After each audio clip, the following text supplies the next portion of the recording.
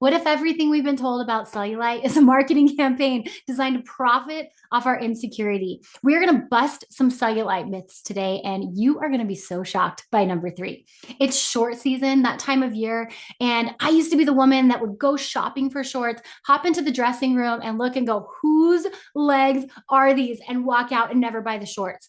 I am on a mission to never hear another woman say, I don't wear shorts because I don't like my legs. And here's why. We have been lied to about cellulite. So let's talk about three myths about cellulite and we'll hit on what we can actually do about it.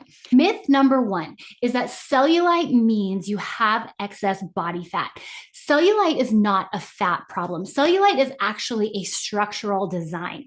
Here's the really cool thing. When your body was designed, it was designed with a layer of muscle, a layer of fat, and then a layer of skin. And that was intentional because that layer of fat is what is keeping you warm and keeping you insulated. Now, we as women have a different structure in that fat tissue than men. So in that fat tissue, we have something called septi. Now, the septi, I think of it like these little columns that are organizing our fat cells and keeping them in line. Now, men have these cross-sectional septi. So when they have their fat tissue push up against the skin, what happens is that cross-sectional septi holds that fat tight in place. Women have more of this column-like septi. So it holds the fat cells in these like nice columns and structures. Now, the trade-off to that is when that septi pulls against the skin and the fat tissue pushes up against the skin, it creates these little dimples, what we call cellulite.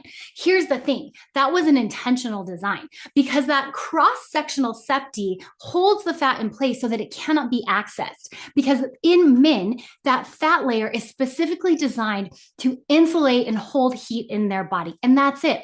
We women have a dual role for fat inside our body.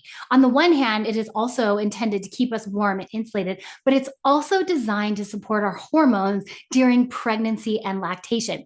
So that vertical septi that holds fat in a more column-like structure does that so that our body can access it when needed when we are pregnant or carrying another life. So when you see those dimples, we've been told that that cellulite equals excess body fat when really it's just a structural design. We didn't label it as that until, well, actually, that's myth number three. Let's jump to myth number two. Myth number two is that this gets worse because we're letting ourselves go. Again, not true. Cellulite progresses over time, not because we let ourselves go, but because the skin starts to thin over time. As estrogen declines, as we see in perimenopause, the skin starts to hold less collagen. And so where we carried the same amount of subcutaneous fat before, it's just more noticeable now. If by this point you're going, okay, Jess, now you're telling me there's nothing I can do about it. I have cellulite. Here's why I'm telling you this. This is myth number three. The fact that having cellulite is a problem to be fixed. This was a lie that was sold to us, and it's been sold to us since 1968.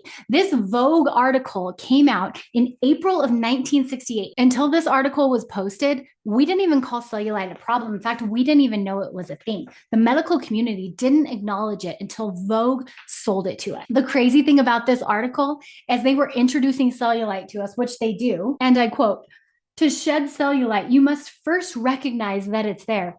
Thank you. No thanks." I wonder what stuff we worried about before Vogue so kindly enlightened us to this problem that we have. Then it goes on to say this. Obviously, if your weight is pretty much what it ought to be from your point of view and your doctor's, and you still have fat pads bulging obnoxiously at the back of your hip bones or thighs, the chances are fairly good that you have cellulite.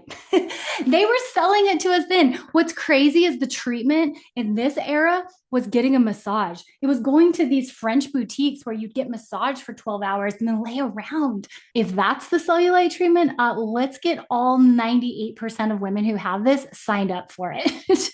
What we know now is that it is structural, and 98% of women have it. 98%. So from a marketing campaign, that was pretty good marketing because 98% of their readers went, oh no, I have cellulite.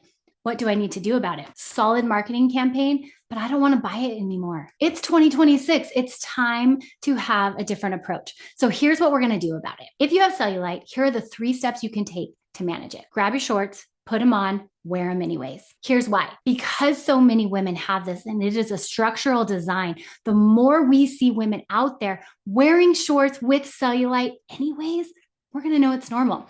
It kind of reminds me of the other day. I went to the gym and I had a toothpaste stain on my shirt. It was early in the morning. I brushed my teeth. I had no idea. So I get to the gym and I look down, and sure enough, I got a black shirt with a white stain on it. And it was really bothering me. And I was like, oh, I wish I could get it off. But it's one of those things. I don't know why. When you try to get it off with water, toothpaste doesn't come off. I don't understand that. I'm walking around the gym and I should be focused on the workout, but it's bothering me.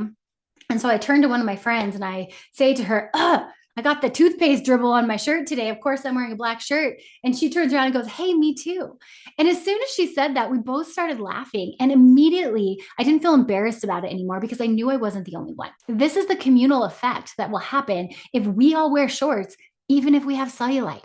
Because if the majority of women have cellulite and we see other women with cellulite wearing shorts anyways, we are sending a message. You're not only sending a message that it's hot and you get to wear shorts, but you're sending a message that it's normal and it's okay. And you know who needs to hear that? Every woman around you.